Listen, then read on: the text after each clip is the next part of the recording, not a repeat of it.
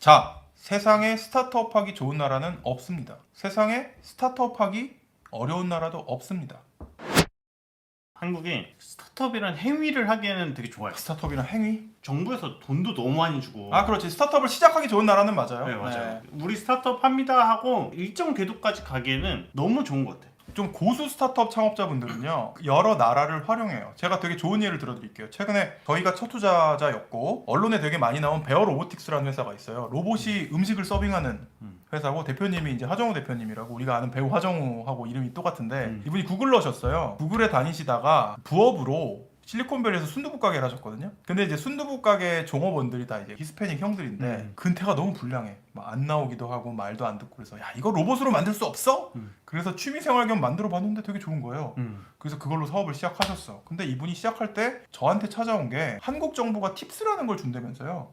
그쵸 그쵸. 퓨처플레이가 1억 투자하면 5억 준다면서요. 그러면 딱 그거 받읍시다. 나 한국인이고. 그래서 한국에서는 팁스를 받으시고 연구소를 차리셨어요. 왜냐면 한국 AI 엔지니어가 퀄리티가 출중한데 인건비가 싸, 미국보다, 실리콘밸리보다. 그래서 한국에 R&D 센터 만들고 이 R&D 센터에 들어가는 비용은 다 팁스로 충당하셨어요. 본사는 실리콘밸리에 있어. 그래서 뭐 미국에서 고객들을 되게 많이 잡았어. 근데 이 회사가 최근에 투자를 어디서 받았냐? 소프트뱅크한테 받았습니다. 손정희 회장님한테 받았어. 왜냐면 2020 올림픽을 타겟으로 로봇 서빙이나 이런 로봇을 실전에 투입하는 게 일본에서 되게 지금 큰 붐이거든요. 그러니까 이분은 한국의 스타트업 생태계도 활용하시고 퓨처플레이도 활용하시고 미국 시장도 활용하시고 일본 시장과 손정희 회장까지 활용하신 만렙인 거예요. 이분한테 어느 나라에서 창업하면 좋을까요? 라는 질문은 진짜 바보 같은 질문이죠. 아, 그때 필요한 나라 골라 쓰세요. 그래도 돼. 이게 진정한 글로벌 플레이다. 아 이거 네. 재밌다. 잘 될 것 같은 대표는 티가 나냐? 잘 될 것 같은 대표는 티가 많이 납니다. 근데 토스를 놓쳤죠. 아, 비트코인도 놓치고 토스도 놓치고, 아, 나 눈물이 울어도 돼요? 방송 중에? 어떻게 티가 나냐? 어떻게 티가 나냐고요? 네. 본인의 생각에 확신이 있습니다. 그리고 그 본인의 생각에 확신이 있는 것을 다른 사람을 감염을 시켜요. 내가 이렇게 생각한다는 거를 그냥 내가 이렇게 생각하니까 믿어주세요가 아니라 굉장히 논리적이고 체계적으로 설명할 줄 압니다. 이 사람의 그런 의지와 논리를 믿고 주변에 좋은 사람들이 많이 모여요. 그럼 이건 무조건 성공합니다. 공대생은 잘 만들고 나서 설명을 못해서 인정을 못 받는 것 같아요. 문과애들은 만들지도 않은데 구라 마케팅 잘해요. 여러분, 구라가 얼마나 중요한데. 공돌이가 해방이 되려면 말을 잘해야 돼요. 저를 보세요. 공학 박사 하잖아요. 진화한 거예요. 살아남으려고. 내 머릿속에 있는 걸 왜 말을 못해? 내가 이걸 잘할 수 있다는 걸 왜 말을 못해? 여러분, 스타트업은요, 현재를 파는 게 아닙니다. 미래를 팔아야 돼요. 미래는 존재하지 않아요. 그럼 말로 설명할 수밖에 없는데, 내가 머릿속에 내가 해낼 수 있는 미래를 내가 글과 말로 설명할 수 없다면 그건 여러분들 사업가가 될 수 없는 거죠. 그래서 저는 이 만세상의 공돌이들이 자기의 생각을 말과 글로 표현할 수 있는 그런 공부를 해야 된다고 생각합니다.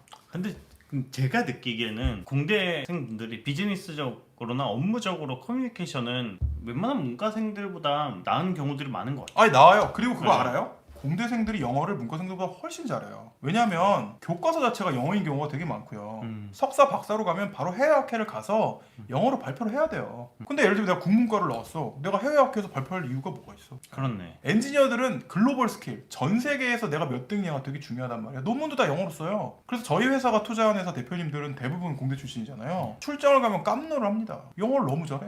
말 잘하려고 어떤 노력을 했는지. 말 잘하려고 저는 이런 노력을 한 것 같아요. 사람들이랑 대화를 하면서 제대로 내 생각이 전달됐는지, 그리고 그 생각이 전달되는 데까지 내가 얼마의 시간을 썼는지를 계속 이렇게 재고 다닌 적이 있어요. 말을 잘한다는 거는 말의 효율이 높다는 거거든요. 그래서 저는 길게 말하려고 하지 않아요. 지금도 보면 제가 되게 잘라 말하잖아요.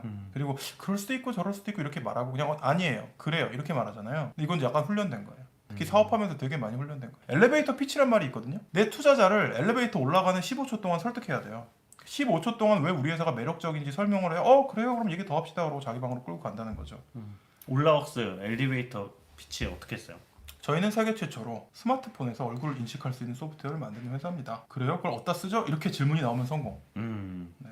책 추천해주세요. 제가 추천하는 책은 제로 투 원, 피터 티엘의 제로 투 원 한번 읽어보십시오. 자, 제로 투 원 추천하시는 이유가 뭔가요? 저는 스타트업은 일반적인 기업하고 굉장히 다르게 설계돼야 된다고 생각합니다. 제가 지난번 방송에서도 말씀드렸는데 수류탄과 핵폭탄의 차이라고 생각해요. 수류탄의 설계도로는 수류탄밖에 만들 수 없고 핵폭탄을 만들려면 핵폭탄의 설계도를 알아야 되는데 제로 투 원이라는 책에 핵폭탄의 설계도가 들어있어요. 그래서 제로 투 원을 읽어보십시오. 제로 투 원이 어려울까요? 원 투 밀리언이 어려울까요? 제로 투 원을 잘하는 사람이 있고 원 투 밀리언을 잘하는 사람이 있는데 뭐 저는 제 스스로 제로 투 원을 잘하는 사람이라고 생각하지만 제로 투 원이 훨씬 어렵습니다. 왜냐면 원은 제로의 무한대배잖아요. 밀리언은 원의 그냥 밀리언 배일 뿐이고. 네. 제일 어려운 거는 밀리언이 될 제로 투 원을 하는 것 같아요. Give me your hand. 아 태형님은 너무 똑똑한 것 같아. 그게 진짜 어려운 것 맞아요. 근데 그런 선견지명을 가진 사람이 있어. 넷플릭스나 아마존 같은 데가 예를 들어 제프 베조스가 난 미래를 보고 있지. 내가 지금 책장 사지만 언젠가는 전 세계 물건을 다 팔 거야. 과연 그랬을까? 저는 그렇게 생각하지 않아요. 되게 성실하게 계단을 하나하나 올라가다 보니까 에베레스트까지 갔다고 생각해요. 그럼 그 자서전이나 이런 게 좀 뻥이 섞여 있는 건가? 당연히 전 세계의 상품을 팔고 싶었는데 1번 타자로 책을 고른 건 맞죠. 근데 그 사이에 얼마나 많은 갈등이 있었겠어요. 사실 비슷한 생각으로 하나의 물건을 팔던 쇼핑몰은 정말 많은데 다 망했으니까. 그러니까 우리가 결과론적으로만 보면 안 되고 우리가 그때그때의 선택을 정말 충실한 마음으로 용기를 가지고 과감하게 하고 실행을 하면 우리도 제프 베조스처럼 돈도 많이 벌고 이혼도 하고. 항상 나오는 질문인데 네. 대학생 창업이 좋냐, 직장 다니다가 경험 쌓고 하는 게 좋냐? 저는 제 생각은 있습니다. 대학생 창업이 유리한 창업 아이템이 있고요. 그 다음에 경험이 쌓여야 할 수 있는 창업 아이템도 있어요. 근데 그러면 아니 대학생이 다 모든 경우 불리한 거 아닌가요? 이렇게 얘기하는데 소위 말하는 Z 제너레이션 요즘 20대 초반의 정서를 건드릴 만한 서비스를 아저씨들이 만들 수 있을까? 그러니까 저는 대학생들한테 필요한 건 대학생들이 제일 잘 만들 수 있다고 생각해요. 제가 스티브 잡스가 한 여러 가지 말 중에 정말 통찰력이 있다라고 생각하는 말이 가장 위대한 발명품 중 하나가 이제 죽음이다라고 이야기를 하면서 그 동영상에 보면은 You know, I've always felt that death is the greatest invention of life. I'm sure that life evolved without death. Without death, life didn't work very well because it didn't make room for the young. 젊은 사람들이야말로 세상을 누군가가 이전에 만들어 놓은 어떤 레거시를 기준으로 보는 게 아니라 있는 그대로 바라본다 라고 하면서 그거가 그 젊음의 장점이자 역할이라는 이야기를 했어요. 근데 저는 그게 놀라운 통찰이고 젊었을 때 창업하는 거에 장점이 들어있는 것 같아요. 맞습니다. 어떤 걸 네. 이제 기준으로 보는 게 아니라 편견이 없는 거죠. 그렇죠. 네, 경험이 없다는 건 부족한 게 아니라 오히려 편견이 없는 거예요. 완전히 새로운 관점에서 볼 수 있는 거죠. 그래서 지금 사례를 말씀하셨는데 저는 되게 존버의 사례이기도 한데 스타일쉐어가 되게 비슷한 사례인 것 같아요. 사실 스트리트 패션 그리고 내 스트리트 패션을 사람들하고 공유하면서 새로운 패션 아이템을 구매한다라는 개념 자체가 아저씨들은 그렇죠. 되게 이해하기 어려운 거였거든요. 프라이머에 있는 이 형님들이 스타일쉐어를 투자한 것도 저는 되게 대단한 일이라고 생각하는데 또 스타일쉐어가 진짜 힘들었거든요. 전 옆에서 이제 보면서 대단한 사람이다 이렇게 생각했는데 정말 10년 존버를 해가지고 지금 스타일쉐어가 된 거거든요. 그래서 그런 거 뭐 예를 들면 무신사라던가 스타일란다라던가 뭐 이런 것들은 저는 오히려 경험이 없고 젊고 맞아. 감각이 있는 분들이 훨씬 더 잘할 수 있는 사업이라고 생각합니다. 여러분들이 그런 감각이 있는 사람, 주변에 있는 내 또래 사람들의 정서를 잘 읽는 사람이라면 지금 창업에 도전해도 된다. 업계에서 아직까지도 끊임없이 나오는 건데 미디어 커머스 어떻게 생각하냐? 미디어 커머스는 필요하다. 뭐. 필요하죠. 근데 뭐 저품질 제품들이 네, 많다. 진화할 거라고 생각하고 소위 말하는 인싸템 이게 내가 지금 사서 받아서 써봤는데 써봐서 좋다 나쁘다라고 어떻게 평을 하던 간에 인스타 하나는 만들 수 있는 3만 원 미만의 제품의 붐은 있었던 것 같고요. 근데 제품을 파는 기업이라는 건 결국 그 제품의 질로 승부할 수밖에 없어요. 장기적으로 보면 이런 미디어 커머스를 했던 회사들이 제품의 질을 높이는 방향으로 성장하고 있어서 저는 제2의 승부가 벌어질 거다라고 생각하고 있고요. 이런 동영상 미디어들이 굉장히 보편화된 지금 사람들의 구매 욕구를 자극하는 방법은 끊임없이 진화할 수밖에 없고 굉장히 비디오 친화적으로 갈 수밖에 없다라는 건 확신이 있습니다.